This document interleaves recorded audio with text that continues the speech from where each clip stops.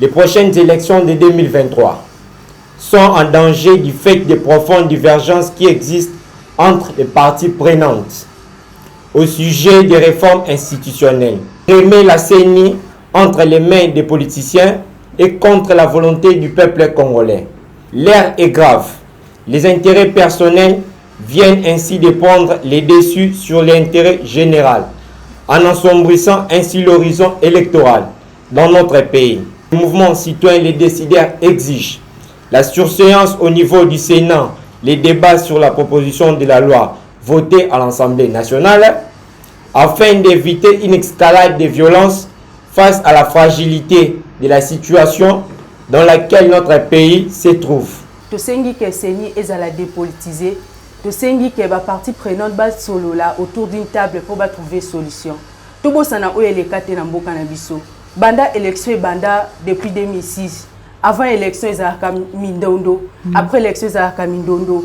Avant élection 2023 to ke kana mindondo to suka na mindondo, tozana posa makileta ngaisu na mboka te. Pasi na motema komona oyo ezali ko salema, oyo ezali ko leka na Congo. Soki bango bakoyi koyoka yango. Tobi ete bokonzi ezali na maboko na biso, biso topesa bango bokonzi wana, biso tya bango esika wana.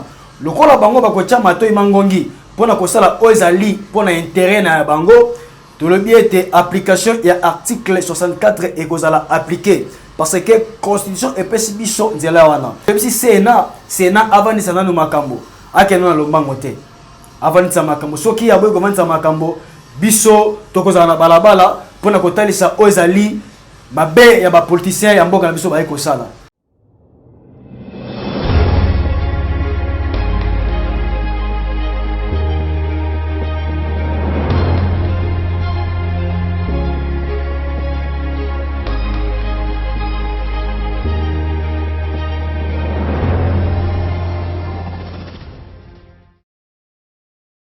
Communiqué du mouvement citoyen Les Décideurs.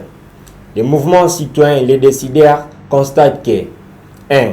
Depuis 2006, la RDC a organisé 3 cycles électoraux, lesquels ont montré des limites du point de vue de leur organisation, leur transparence et leur crédibilité. Pire, ils ont fait l'objet de contestations ayant provoqué des violations et même mort d'hommes. Cette situation est inacceptable. 2. Les prochaines élections de 2023 sont en danger du fait des profondes divergences qui existent entre les parties prenantes au sujet des réformes institutionnelles et impératives à opérer, notamment celles portant organisation et fonctionnement de la CENI. 3. À ces sujets, des initiatives ont été formulées par des organisations politiques et de la société civile, de manière à dégager un consensus autour de ces réformes. 4. Le mouvement citoyen Les Décideurs a suivi avec consternation l'adoption par l'Assemblée nationale qui, dans son article 24 bis, politise à outrance cette institution d'appui à la démocratie et remet la CENI entre les mains des politiciens et contre la volonté du peuple congolais. 4. L'ère est grave. Les intérêts personnels viennent ainsi de prendre les dessus sur l'intérêt général, en ensombrissant ainsi l'horizon électoral dans notre pays. 6. C'est pourquoi le mouvement citoyen Les Décideurs exige la surséance au niveau du Sénat, les débats sur la proposition de la loi votée à l'Assemblée nationale, afin d'éviter une escalade de violence face à la fragilité de la situation dans laquelle notre pays se trouve. La dépolitisation de la CENI et le consensus sur les réformes électorales sous les auspices de la société civile soient dégagés entre parties prenantes pour baliser la voie à des élections transparentes, crédibles et apaisées. Les décideurs, nous décidons de notre sort. Fait à Kinshasa le 9 juin 2021. Coordonnateur national Mecha Kambale, coordinateur provincial Cédric Mimbwete. Ndeko, bonjour. Bonjour madame. Voilà, vous allez moko ya les décideurs, tout le monde communiqué na bengango ya bino en rapport na maizali koleka na Sénat pour ça na bino ezali vraiment nini. Bon, so bolandi communiqué na biso to sengi kaka eloko ebele te. To sengi ke seni ezala dépolitisé. To sengi ke ba partie prenante ba solo là autour d'une table pour ba trouver solution. To bosana o eleka te na mboka na biso. Banda élection banda depuis 2006. Avant élection ezalaka mindondo, après élection ezalaka mindondo. Avant élection 2023 to keka na mindondo to suka na mindondo. Yango biso les décideurs to lobby toza na posa makileta na isu na mboka te. Na 2006, sotali le 22 mars jusqu'au 23 mars, affrontement entre les miliciens et les miliciens, Jean-Pierre Bemba na Oya Kabila et Salaki ba mort.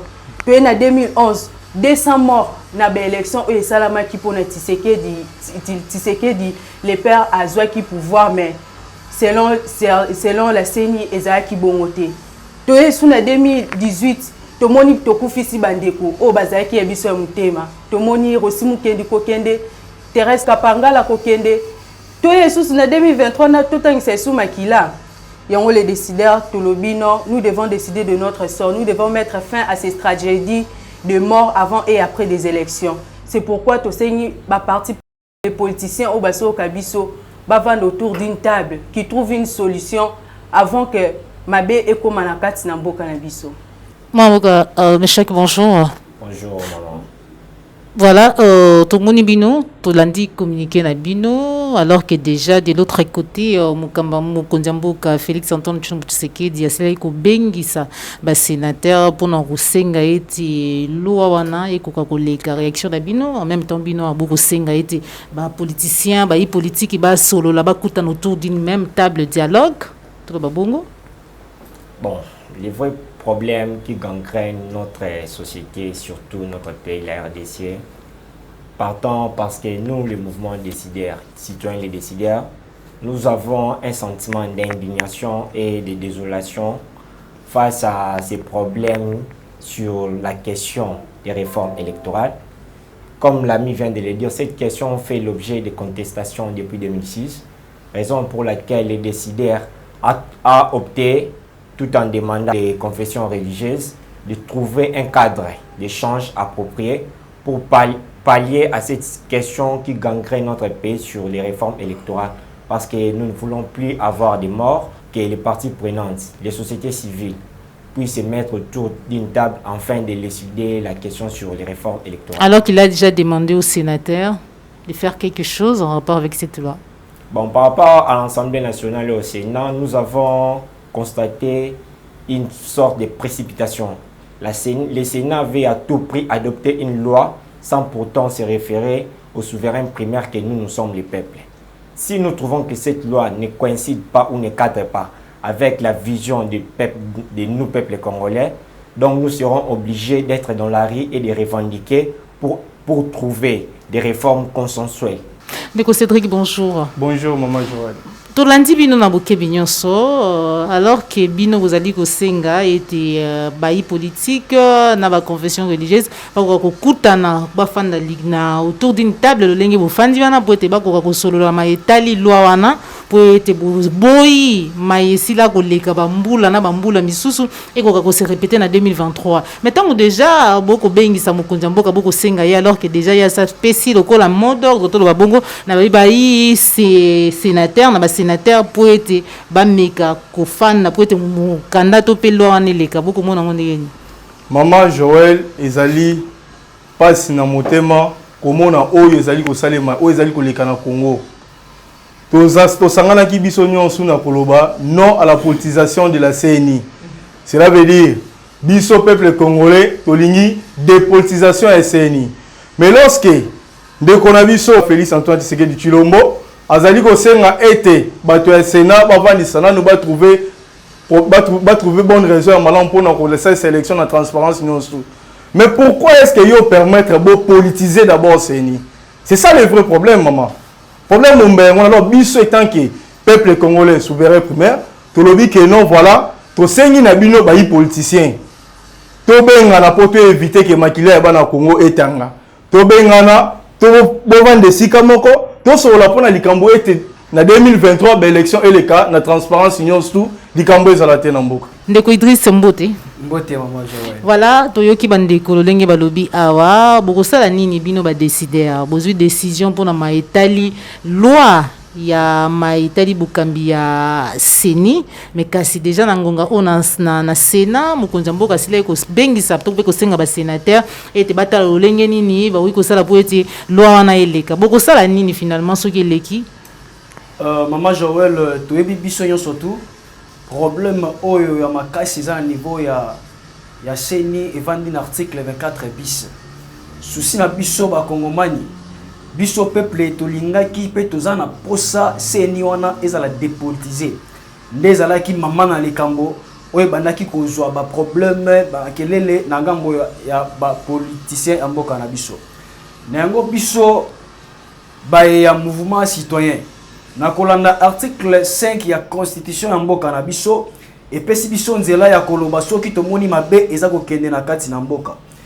Biso tosali remarque na biso tomoni ete ba o baza wana ba o biso to vota ba o biso to pona baza kotambusa makambo lenge o biso to lingite na yango tosali déclaration oyo soki bango baboyi koyoka yango tobi ete bokonzi ezali na maboko na biso biso topesa bango bokonzi wana biso tya bango esika wana lokola bango bakotia matoi mangongi pona kosala oyo ezali pona intérêt na bango tolobi ete application ya article 64 ekozala appliqué parce que constitution epesi biso nzela wana mais na moto kende na article 64 tosali article 5 ya constitution totalisi bango oyo ezali mbeba na bango tobeleli pe toyebisi Sénat avandisa nanu makambo akende na lombango te avandisa makambo soki ya boye kovandisa makambo biso tokozala na balabala pona kotalisa oyo ezali mabe ya bapoliticien ya mboka na biso baye kosala.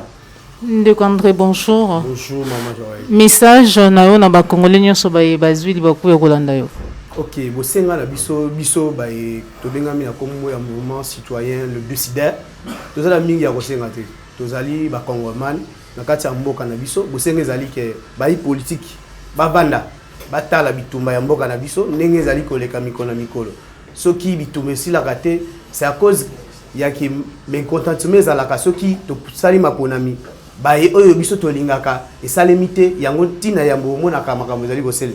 Alors bosenga na biso ezali ete bavanda basolola avant makambo oyo ekende na ndenge ezalaka biso tovanda tosolola biso moko solution biso nde peuple congolais oleke tobenga tosala bato ya libanda baya biso tozali biso moko tomivandela pour trouver compromis kimia ezala pour le peuple congolais se retrouver pour tonyoka mingi bosenga ezali ete ba élection ezali koleka malamu te na mboko oyo. Donc peuple congolais tosengi kaka ke bomoko ezala tovanda esika moko.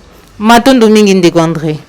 Télévision la chaîne de vérité vous allez qui est belé bah vous voyez qu'il bakou ya kolanda maman Joël Kombe pe émission vérité de tous côtés wana zala ki bongo ba activiste ba namboka ba kolo Congo ba résistant ba patriote ba bazali ko bunda pona bosomi libération ya mboka na biso République démocratique du Congo na kombo ya les décideurs au baleka ki lelo na plateau ya Appliquer télévision pona osala déclaration na bango en rapport na maitali loi topé matali bukambi ya seni de tokutani bongo mbala sima soki nkolo ba télévision soko sepela ki na émission o like et partager soki zali mbala libuso landa biso ko bosa na te ko s'abonner na kati ya la chaîne de vérité. Au revoir. Merci.